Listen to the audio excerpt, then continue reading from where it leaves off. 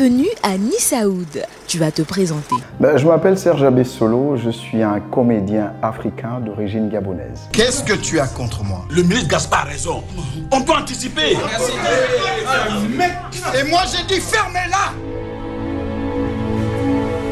Vous n'imaginez pas à quel point c'est déjà dur pour moi d'être dans son fauteuil. Comment tu fais ton entrée au cinéma? J'ai fait mon entrée au cinéma par le biais de mon one-man show. Pendant longtemps, j'ai fait du one-man show et c'est grâce à celui-ci que plusieurs réalisateurs m'ont repéré et sont venus à moi les uns après les autres. Quelle est la plus belle rencontre que tu as faite dans le milieu? Alors, on va dire que Marcel Sandja, c'est la première personne qui m'a fait jouer au cinéma à travers son film Orega, justement, comme je disais, après avoir vu mes différents spectacles. Il voulait plus un imitateur qu'un comédien, un vrai au cinéma. Dis-moi, quel est le premier film que tu as produit? Alors à ce jour, j'ai produit un long métrage qui s'appelle Si loin si près. Il a été réalisé par le réalisateur gabonais Saturnin Ayinoué. Quel est le film qui t'a fait connaître des Ivoiriens? Alors ça va être un peu compliqué parce que j'ai joué la première fois en Côte d'Ivoire, c'était sur les derniers épisodes de la toute première ou des dernières saisons de la série Ma famille d'Akissi Delta. Mais en réalité, le grand public au cinéma en Côte d'Ivoire m'a découvert à travers un long métrage du réalisateur Oel Brown avec Emma Loès et McDonough qui s'intitule Le mec idéal. Alors, t'est-il arrivé de tourner dans des films qui n'ont jamais vu le jour? Ah oui.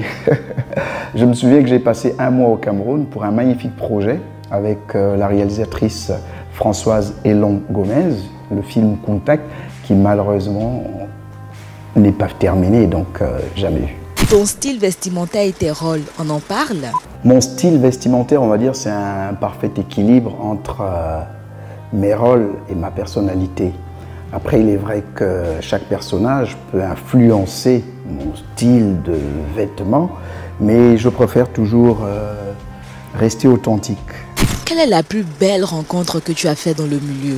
Ma plus belle rencontre au cinéma, ça va dépendre des périodes et des lieux.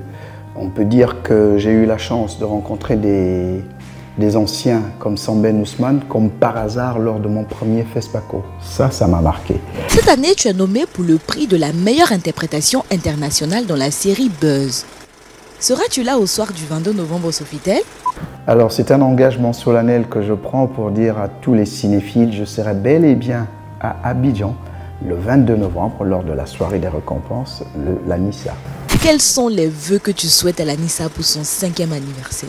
Alors pour cet anniversaire, je souhaite à la Nissa de continuer à grandir, de mettre en lumière les talents africains et que ce festival devienne un rendez-vous véritable chaque année où se rencontrent les professionnels du cinéma pour inspirer les générations futures. Serge, allons à ça. Allons à ça.